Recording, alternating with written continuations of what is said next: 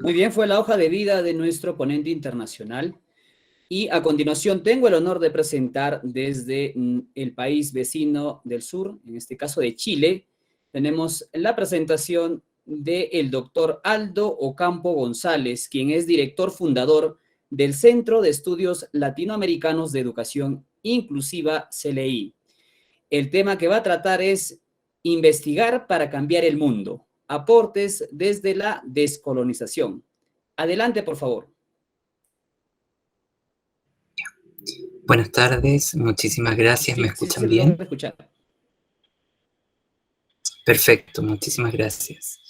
Bueno, agradecer, en primer lugar, saludar a todos y todas quienes nos acompañan el día de hoy, a todos los estudiantes, profesores, y agradecer nuevamente a la Universidad Peruana de los Andes, especialmente a las autoridades y muy especialmente al profesor Fabricio, por invitarme a participar el día de hoy en esta jornada por segundo día. Voy a compartir mi pantalla y ustedes ya, cuando aparezca mi presentación, ustedes me avisan.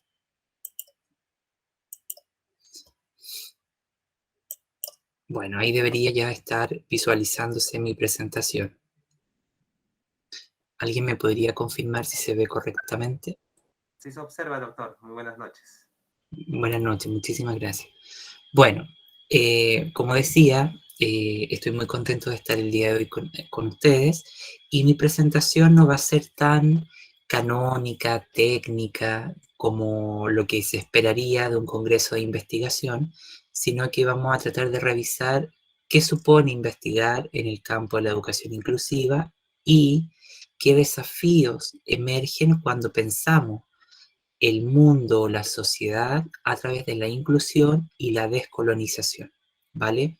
Entonces, toda mi presentación va a trabajar entre medio de muchas cosas, de muchos problemas, de preocupaciones, de intereses, pero sobre todo de proyectos de conocimiento que podemos llamar en resistencia, proyectos de conocimiento que nos invitan a examinar cómo determinadas acciones a favor de la justicia, la igualdad, la equidad, la inclusión y la transformación del mundo nos llevan justamente o establecen alianzas con la desigualdad. Bueno, dicho eso, comenzamos. ¿Qué temas yo voy a tratar o desde dónde pretendo un poco organizar mi presentación el día de hoy? Tiene que ver con 4 grandes cuestiones fundamentales, ¿no? Que observemos cuáles son los dilemas críticos que hay para investigar la educación inclusiva hoy día. Luego, ¿qué supone producir otros desempeños epistemológicos que serían igual o sinónimo de otras formas de pensar ciertos fenómenos educativos, sociales y culturales, y por qué no políticos? Y que cerremos con la idea de la imaginación binarista, es decir, cómo las formas tradicionales de Occidente producen una forma existencial y marginan a una multiplicidad de sujetos, ¿ya? Decir que además las formas de investigación o de producción del conocimiento, como nos va a decir Quanxin Chen en ese maravilloso libro que se llama Asia as Method o Asia como método, él nos dice que la investigación y particularmente la producción del conocimiento son relaciones que están eminentemente gobernadas por el capitalismo, el colonialismo y el imperialismo. ¿Qué quiere decir esto? Que en el fondo no es ingenua la forma en que producimos el conocimiento, y tampoco es algo ingenuo e inocente los marcos metodológicos que ocupamos para investigar, ¿ya? Y esto nos lleva a una cuestión más profunda, que finalmente la producción del conocimiento está en estrecha relación con las necesidades muchas veces del modelo social, pero no necesariamente con lo que el mundo amerita. Y es sobre eso lo que me interesa trabajar a mí. ¿Cómo podemos investigar para transformar el mundo? ¿Cómo podemos justamente investigar para resolver problemas de los territorios con los que interactuamos cotidianamente? Bueno, yo el ejercicio que voy a hacer desde ahora en adelante tiene por misión que intentemos entender la educación inclusiva y su relación con la otredad, más allá de la forma adjetival que esta hereda de la educación especial. Cuando nosotros hablamos de educación inclusiva, hablamos de tres cuestiones medulares. La primera, de un complejo proyecto político, ¿ya?, que no se remite a una cuestión partidista, si es comunista, socialista o de derecha, sino que a un proyecto cívico y ciudadano, pero ante todas las cosas que va a estar preocupado, ante todo, por examinar la raza, la singularidad, la identidad, la diferencia. Y ante todo, una segunda cuestión, que la inclusión va a entenderse como un marco de análisis, como una percepción crítica que nos va a informar acerca de cómo funcionan las estructuras sociales que producen estructuras escolares o educativas que llevan a ciertos grupos hacia la exclusión. En el fondo es analizar el funcionamiento de las estructuras sociales y educativas y entender cómo, ejerciendo el derecho a la salud, a la salud, a la educación, a la cultura, se terminan produciendo ciertas esferas o marcos de producción de desigualdad, ¿no? O ciertos grupos son arrastrados a las fronteras del derecho a la educación. Y una tercera cuestión medular tiene que ver con comprender lo que desde la filosofía política se viene enunciando por lo menos hace más de 20 años, con comprender las reglas de funcionamiento institucionales de la sociedad. En la medida en que nosotros comprendemos las reglas de funcionamiento institucionales de la sociedad, somos conscientes de por qué se producen las formas de opresión, las violencias estructurales, las desigualdades sociales, etc. Y decir además que la educación inclusiva no tiene nada que ver con la educación especial. Si bien pueden ser primos lejanos, no son hermanos en su propia naturaleza, ¿sí? Entonces, en ese sentido, tendríamos que... Denme un segundito, por favor.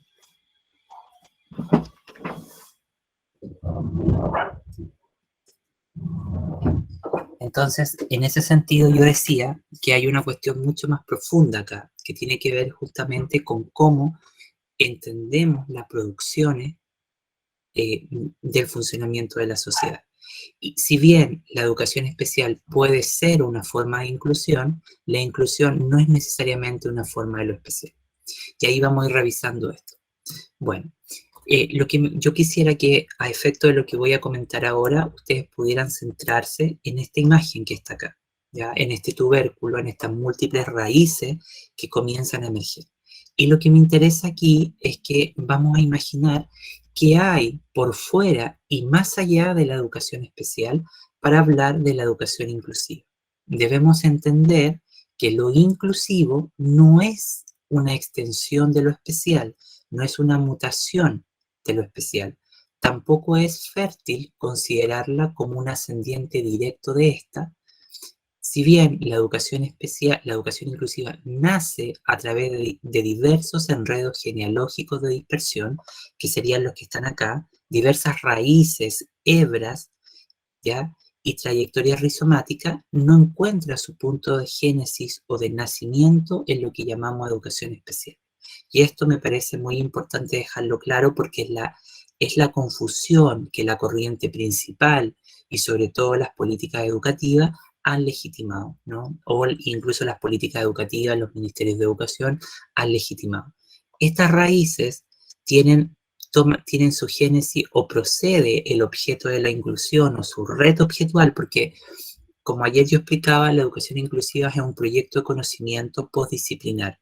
Eso quiere decir que va a desbordar las fronteras de los marcos disciplinarios o de las epistemologías normativas. Entonces, ¿qué es lo que va a pasar? Que aquí puede estar el campo de la sociología y aquí el de la antropología, pero ahora este fenómeno los cruza, ¿ya? Los desborda, los diversifica. Entonces eso hace que sus raíces viajen por diversos lugares, como la del feminismo, la de la interseccionalidad, de los estudios postcoloniales, de los estudios asiáticos, de los estudios críticos de la raza, de la filosofía de la diferencia, de la filosofía política, etc. Y eso hace que que se produzca, ¿no es verdad?, una trayectoria rizomática, como una evolución, pero que tiene múltiples raíces, y a pesar que viene de múltiples raíces, necesita encontrar su propia autenticidad, su propia razón de ser, su propia identidad. Y en ese sentido, entonces, podríamos sostener esto que yo ya decía el día de ayer, que me parecía también importante volverlo a recuperar el día de hoy, que la educación inclusiva no es un eslogan, ni tampoco un mensaje de propaganda, ni mucho menos un cliché.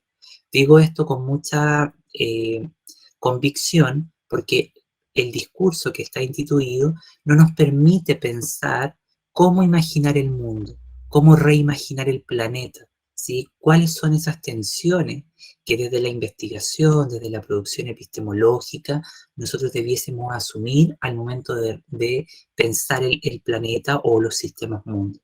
El discurso que está instituido es un discurso panfletario, de propaganda, que nos lleva a un discurso facilista, pero que no resuelve los grandes nudos críticos en lo estructural, en lo político y en lo cotidiano, ¿sí? Y la inclusión trabaja entonces en esa bisagra, por así decirlo. Bueno, entonces, dicho esto, la inclusión no es una práctica de asimilación, sino un profundo dispositivo de transformación del mundo, ¿sí? Un proyecto político que redefine las bases del contractualismo social. Si la investigación, y particularmente toda la investigación de base postcrítica o que surge a raíz del movimiento postestructuralista de los años 70 y 80, lo que tienen que hacer es justamente aprender a intervenir las reglas del juego en las que nuestras sociedades funcionan. Porque si no, no vamos a poder nunca deshacernos, por ejemplo, de las cuestiones de las patologías sociales crónicas como la opresión o la dominación, que yo las entiendo como freno al autodesarrollo, ¿sí? No como en un sentido exclusivamente marxista. Y eso, por ejemplo, nos lleva a reconocer que uno de los atributos más importantes dentro de la educación inclusiva es entender que si queremos cambiar el mundo o queremos ofrecer otras formas de coexistencia, otros modos de relacionalidad y otras formas de existencia y de convivencialidad, entonces vamos a tener que entender que esta necesita proporcionar un entrenamiento imaginativo, es decir, para el desempeño epistemológico, sabiendo de manera diferente a través de los deseos reorganizados de justicia social. ¿Qué quiere decir esto? Que en el fondo, para cambiar el mundo y entenderlo desde otros ángulos de pensamiento, necesitamos justamente cambiar nuestros hábitos de pensamiento. La forma en cómo nos relacionamos, nos vinculamos a un determinado fenómeno, ¿sí? No es posible que todas las tesis de pregrado, de maestría y de doctorado piensen el fenómeno de la inclusión, de la exclusión de la misma manera. Cuando hablamos de investigación, hablamos de prácticas de investigación. Y de esas prácticas de investigación se desprenden cosmovisiones, comprensiones, pero sobre todo hábitos de pensamiento, formas en las que el investigador piensa el fenómeno y piensa la relación de ese fenómeno con la vida, con el mundo, con la existencia. Y todo aquello, la investigación siempre está llamada justamente a pensar la existencia y la mejora de la humanidad. Pero para que eso pase debemos reorganizar nuestros deseos, nuestras pasiones con el mundo. Entonces, la inclusión no intenta hacer que la máquina funcione de manera más eficaz con aquellos que antes estaban excluidos por la máquina. Digo la máquina metafóricamente al sistema, ¿no? Porque esto es lo que hace el discurso instituido o la corriente principal de decirnos que hacer que la inclusión funcione de manera más eficaz con los que antes estaban excluidos por la máquina. No es justamente abrir las puertas de la universidad, de la escuela, y dejar que grupos que históricamente han estado marginados de ese derecho entren. Si bien es una necesidad, el problema no se resuelve con eso. ¿Sí? Es un problema de cambiar las formas de funcionamiento de nuestras sociedades y aprender a resolver los problemas que la sociedad crea en distintos frentes, ¿no? Por eso hablamos entonces de que la diversidad tiene que ser una otredad que está en movimiento permanente, ¿sí? Sino que se propone articular procesos que trabajen en contra de mecanismos retóricamente complacientes que conducen a un perverso efecto de asimilación cuando entienden la diversidad como el ideal de asimilación. Esta cuestión o esta ecuación fortalece lo que yo denomino el problema ontológico de los grupos sociales, operación en la que la diferencia se convierte en un atributo negativo y especular del ser, agudizando formas y condiciones de daño cognitivo y ausencia de reciprocidad. Que en el fondo esta idea de pensar lo que hoy día hablamos como educación inclusiva no es otra cosa que una estructura de asimilación inclusiva. Y la asimilación se da cuando pensamos que está el mundo y que hay unos raros que supuestamente están en los márgenes de la sociedad y que tienen que ser incluidos al centro. Esa idea del ideal de asimilación entiende la diversidad como ideal de asimilación. Entonces la diversidad queda entendida como los sujetos, los otros raros producidos por la modernidad, aquellos que han sido expulsados, relegados, subalternizados.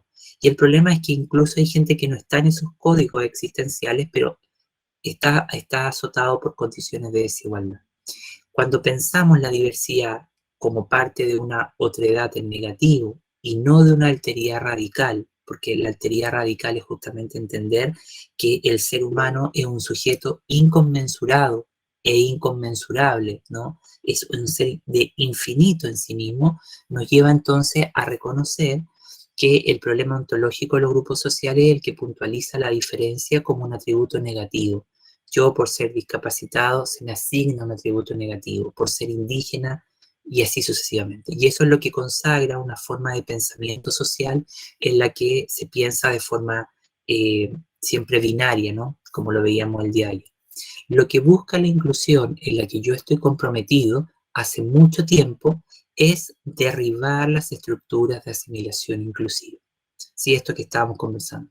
Cuando las estructuras sociales y educativas mantienen intactas sus estructuras de opresión y dominación, trabaja en contra de lo que Spivak denomina sistema de legitimación por reversión. Esto es, cómo ciertos bloques de reflexión o reflexividad que informan nuestras teorías, nuestros desarrollos políticos y teóricos, están contaminados, ¿sí? Y tienden a tergiversar o a enredar más el problema. Por eso, la inclusión en el sistema educativo en todos sus niveles y como proyecto social puntual busca superar el empobrecimiento existencial, que es lo que hace la mala educación con las personas, o lo que hace la mala investigación. Es agudizar el empobrecimiento existencial, es la castración de la mente, ¿sí? Y por eso, de alguna manera, al superar el empobrecimiento existencial en pos de la convivencia, en realidad destruye la posibilidad de una educación en el más sentido amplio de la palabra. La educación necesita de un patrón epistemológico diferente. Y eso es lo que estoy tratando de hacer ver, de pensar el mundo, sus problemas y la forma en que investigamos desde otras lógicas, ¿no? Porque hablar de investigación es hablar de cómo pienso a partir de ciertos fenómenos y la naturaleza epistémica que esos campos tienen. Por ello, la inclusión como educación enfrenta el imperativo ético de resolver los problemas que la sociedad crea en diversos frentes. Educar no es reproducir la cultura, sino es aprender a entrar en ella para poder experimentar la sublime acción de sabotear las estructuras de regulación del mundo. Nos enfrentamos a un problema de entendimiento imaginativo, de comprensión y de desempeño epistemológico. La educación es la clave para prolongar la conciencia en el mundo. Es este acto de toma de conciencia el que en ocasiones falla. Podemos tener millones de leyes, podemos tener millones de decretos, millones de recursos, pero si no hay un cambio profundo en la conciencia, nada de eso sirve. Y eso lo tenemos más que archicomprobado. Hoy día los países están llenos de política educativa, políticas sociales y marcos jurídicos, pero si no hay un cambio profundo en la conciencia, esto no se encarna. Por eso, imaginar es una herramienta de justicia social. La inclusión, entonces, no es una tarea filantrópica idealista, como muchos creen, ni mucho menos una política idealista basada en la retórica liberal de justicia social. Que esa retórica es la que conocemos, ¿no? Como darle a todo lo mismo, pero sin cambiar el mundo o la trama existencial de esas personas, sino que involucra las estructuras abstractas de la democracia. Esto es, interroga profundamente sus significantes, buscando representar las contradicciones performativas de lo inclusivo. Cuando asumimos que la inclusión es el resultado del trabajo imaginativo, permite a sus usuarios actuar juntos y con ello alterar los signos de la regulación de su realidad, ¿sí? O intervenir en ello. Por ello, yo he puesto todas estas imágenes que además son del artista visual india, Nalini Malani, quien justamente están en sintonía de esta búsqueda o de esta transformación de los signos del mundo. La inclusión es una herramienta poderosa para desestabilizar las armas del maestro. Es una acción intencional que busca irrumpir o afectar el desempeño habitual de las reglas institucionales de la sociedad. Como forma de sabotaje, busca la destrucción de dicha ingeniería. Un sabotaje afirmativo, otra categoría de Spivak, siempre es contextual y depende de la agencia de los sujetos. La inclusión es un arma de perturbación del mundo para que produzca esa transformación, ¿sí? La inclusión, entonces, no es un juego de herramientas éticas, ni mucho menos un evento absoluto. Más bien, compromete una multiplicidad de intereses éticos, políticos, sociales, culturales, estructurales, relacionales, existenciales. La inclusión es una herramienta para producir soluciones imaginativas a muchos de los problemas que la sociedad crea. Es producto de este argumento que siempre me he resistido a entender la inclusión como el simple acto de aglutinar estudiantes en las estructuras educativas anquilosadas, o bien reducir su función al incremento de recursos materiales para paliar parcialmente algunas desigualdades. Cuando ubicamos el argumento en esta dirección, ponemos en evidencia nuestra ceguera. El problema de la inclusión es mucho más complejo que estas cuestiones. Requiere que consolidemos una postura crítica hacia las herramientas, los conceptos, los vocabularios y las prácticas organizativas que caracterizan los pasajes de lucha de cada colectividad, y reconocer que mucho del pensamiento crítico que se ocupa de la investigación es heredero de las mismas categorías que producen el problema que busca solucionar.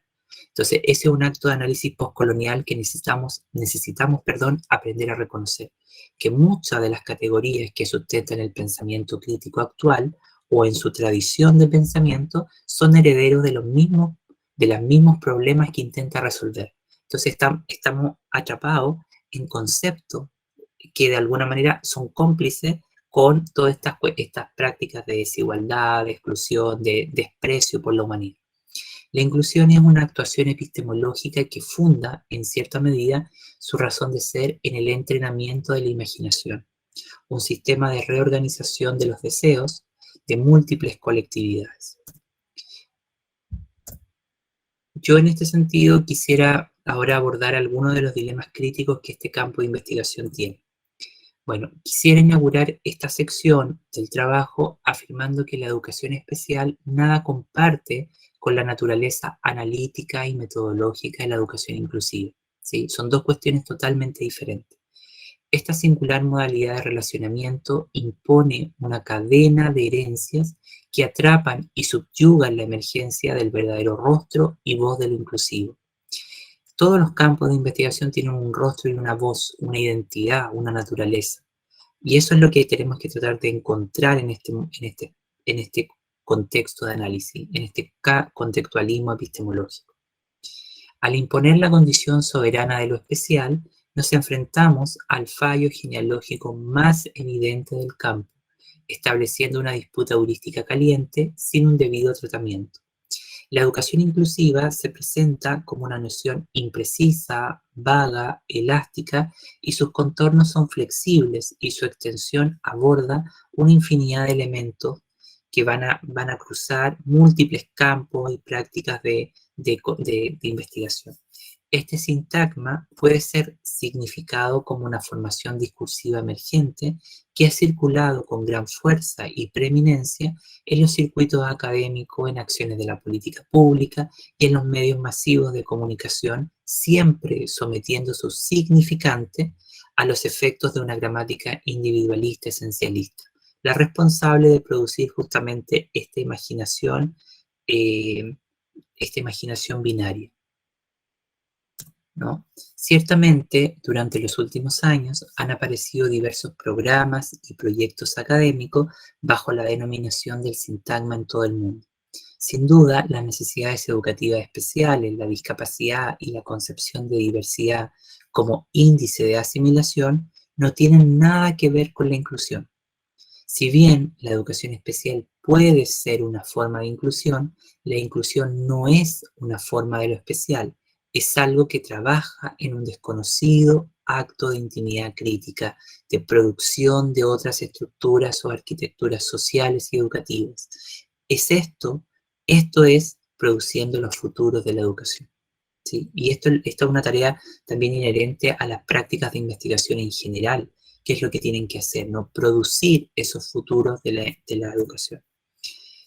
Una de sus peculiaridades heurísticas sugiere que el calificativo inclusivo presenta una larga data en diversos proyectos académicos y políticos del mundo contemporáneo, sin poseer esta denominación. Esto quiere decir que el ideal de inclusión, el sentido ético, político y el etos social que de él se desprende, ya existía hace muchas décadas en proyectos como los estudios queer, los estudios de la mujer, los estudios de antirracismo, los estudios, por ejemplo, críticos de la raza, los estudios de la mujer, los estudios culturales, entre tantos otros, ¿no? Pero no era llamado de esta manera.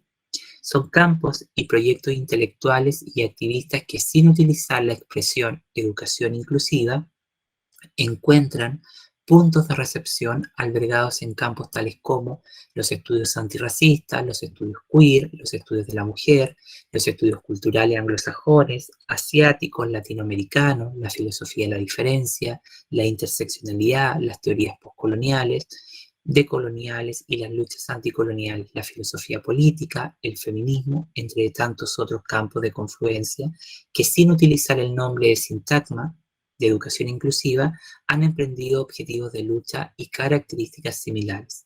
Esto convierte a la educación inclusiva en un espacio de meta-recepción heurística, una formación intelectual que no ha adquirido plena consistencia de su naturaleza epistemológica, es decir, de su identidad. Tanto el sintagma educación inclusiva como su sustantivación inclusión, o su forma adjetival inclusiva, o su forma verbal infinitiva transitiva incluir, asumen una percepción crítica que hace referencia a un proyecto político preocupado por ofrecer un examen acerca de la diferencia, la identidad, la raza, el privilegio, la opresión, la dominación. Se opone a la imaginación discursiva sancionada por la sabiduría educativa convencional, que posiciona el campo de significantes de lo inclusivo en torno a la cristalización de una praxis educativa especializada para el niño especial. Y eso es falso, es erróneo. Cuando asumimos este argumento, ponemos en evidencia las limitaciones de nuestro pensamiento para aproximarnos a su real objeto y reglas de comprensión del campo. Y esto también es lo que cuando enseñamos investigación tenemos que aprender a ver. Cómo nos aproximamos a un objeto de conocimiento y cómo son las reglas de comprensión de ese objeto que permiten comprender a este objeto en particular. Por ello, la educación inclusiva epistemológicamente enfrenta un dilema definitorio. No puede ser definida en los paradigmas de ninguna disciplina en particular, puesto que la complejidad de su campo de fenómeno los desborda. La educación inclusiva debe ser concebida como una intervención contrahegemónica y transformadora en la producción del conocimiento.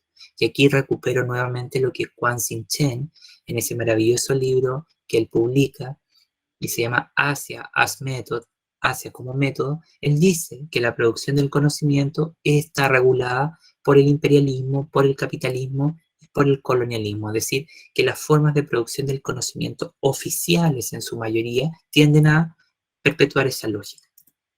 Por ello, la educación inclusiva como proyecto intelectual construye una estrategia de resistencia epistémica, que puede ser leída en términos de una micropolítica epistémica y analítica. Esto es porque analiza cómo determinados cuerpos de conocimiento se colocan al servicio de la dominación. Por ejemplo, la empresa que alberga la propuesta del esencialismo liberal, o bien cómo el conocimiento influencia las relaciones de poder. Al concebir la inclusión como un pegamento epistémico, metodológico y analítico, se convierte en un entramado gramatical complejo. Y esto es lo que pasa en todos los campos, por ejemplo, interdisciplinares, transdisciplinares, antidisciplinares e incluso postdisciplinares como este caso. Bueno, ¿qué implicaría luchar por otros desempeños epistemológicos? Que en el fondo es producir otras formas de aproximarnos o pensar un tema. Eso son producir otros desempeños epistemológicos.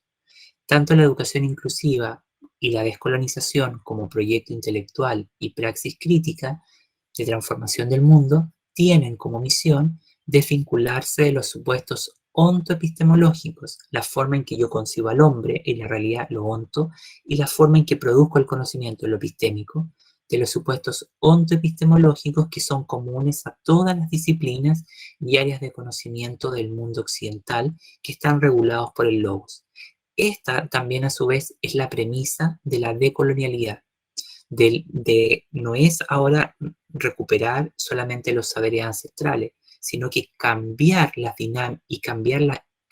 dinámicas de producción del conocimiento regulados por el logos, es decir, la razón occidental, ¿sí?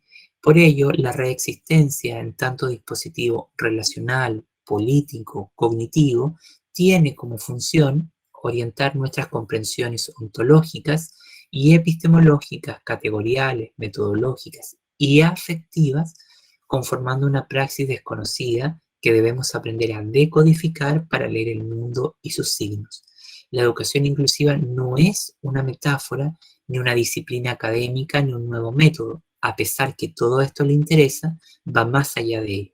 Si bien puede ser promulgada en las estructuras académicas, lo que es un hecho porque existen departamentos, programas de maestría, doctorado, asignaturas en el pregrado, configura un aparato ontopolítico desconocido, algo que todavía no se comprende en su naturaleza. El problema es que tal como se ha desarrollado su cuadrícula de inteligibilidad en las estructuras académicas, se convierte en un rehén de la epistemología moderna colonial. ¿Cuál es el marco ético, epistémico y político que posibilita subvertir esta situación? Ahí les dejo esa pregunta.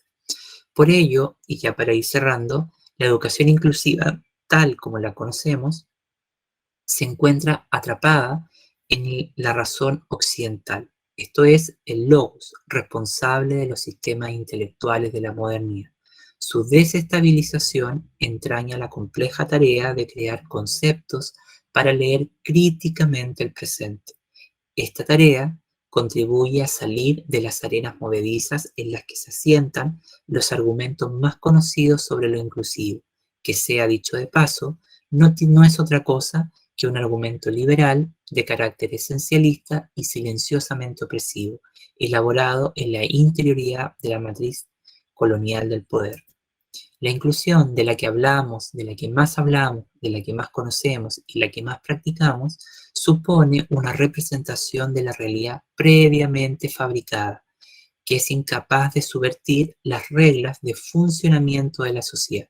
En efecto, no tiene por qué fundarse en la acción de inclusión a lo mismo, que es lo que más hacemos, sino en destruir la matriz de funcionamiento del mundo para crear algo completamente diferente. La inclusión es un complejo proyecto político y una desconocida praxis relacional y un nodo histórico contingente, estructural, heterogéneo, ¿sí? El problema es que la inclusión no es una categoría y una praxis que pueda ser estudiada fácilmente a través de un cuerpo de saberes y recursos metodológicos heredados por las ciencias de la educación o las ciencias sociales. ¿Sí? Renuncia entonces a las regulaciones instituidas por los marcos epistemológicos legitimados por las estructuras académicas proporcionadas por la filosofía, las humanidades, las ciencias sociales y el pensamiento móvil que imputa la pedagogía. La epistemología de la educación inclusiva cambia las reglas del juego, afectando principalmente al conjunto de condiciones que crean y garantizan la emergencia de su saber. Incluso su lengua o la forma en que ésta se expresa es una ingeniería eurocentrada. Y ya para cerrar, voy a sostener que la inclusión se convierte en una matriz de regulación del mundo. es decir, un espacio donde se produce una sustancia desconocida, en el que la vida se origina.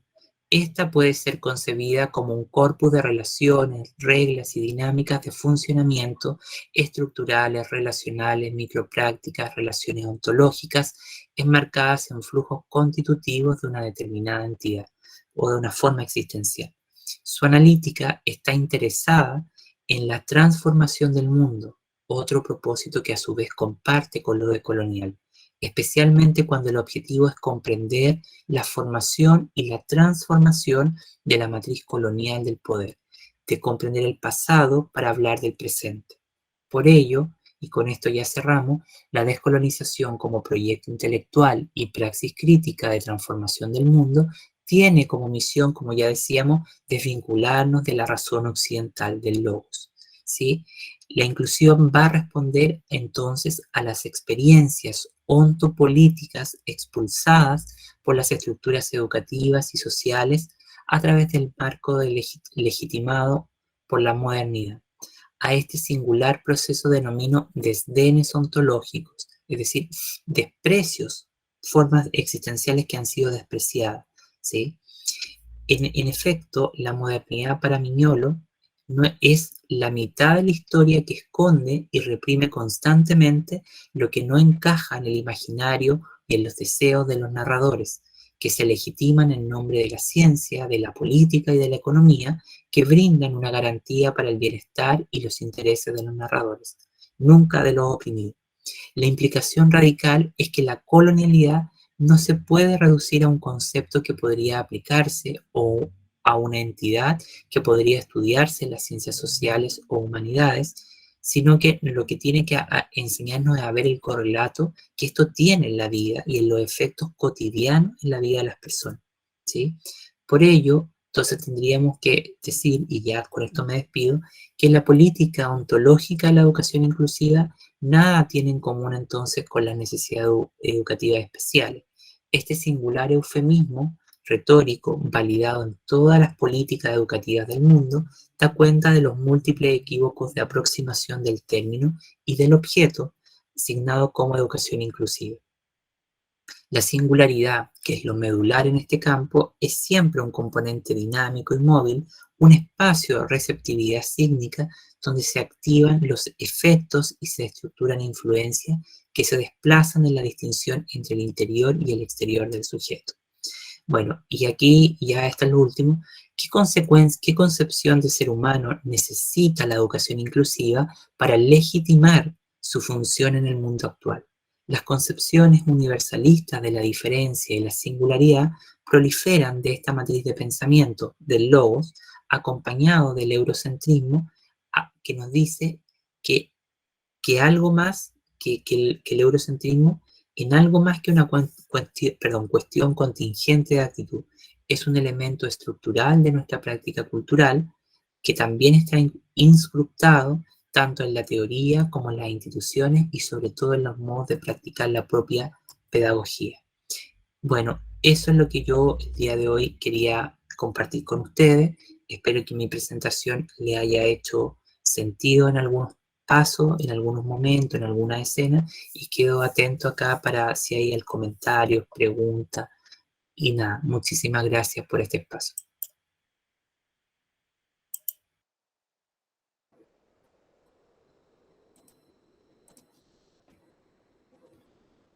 Muy bien, fue la participación del doctor Aldo Ocampo González, director fundador del Centro de Estudios Latinoamericanos de Educación Inclusiva, CLI, con su respectiva ponencia, ¿no? Investigar para cambiar el mundo, aportes desde la descolonización. Con respecto a la ronda de preguntas, vamos a dar pase al magíster Víctor Landeo para que pueda hacer su participación en este caso con su respectiva pregunta.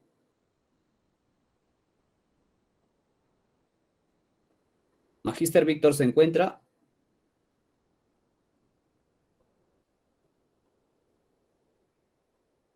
Muy bien, por interno ya nos había confirmado que iba a ser una consulta, pero bueno, en este caso vamos a dar el pase a los participantes de este evento para que puedan realizar su consulta ya sea haciendo uso del micrófono o también pueden hacer su pregunta haciendo uso del chat. Bienvenidos a todas aquellas consultas. Sí, muy bien, está levantando la mano Yuri Espesa. Adelante, por favor, ¿cuál es su consulta para el doctor?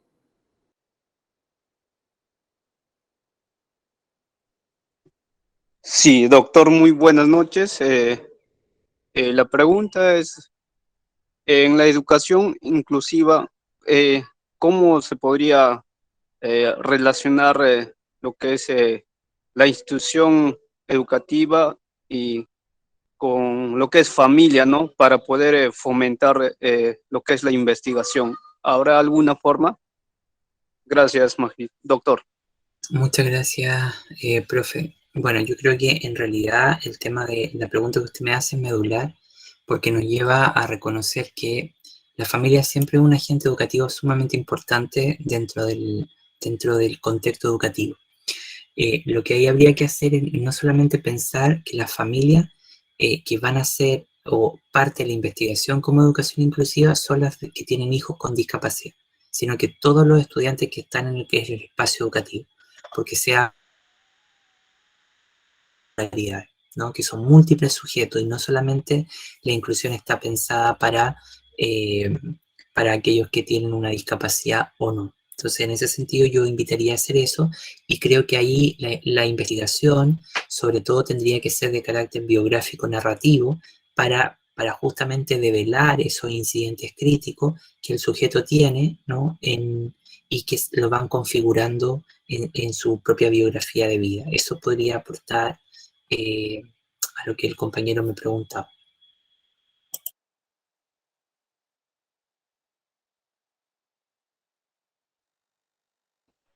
Muy bien, doctora, gracias por la respuesta. Asimismo, a ver, por aquí también está levantando la mano, creo que vi del doctor Ilave, por acá, parece.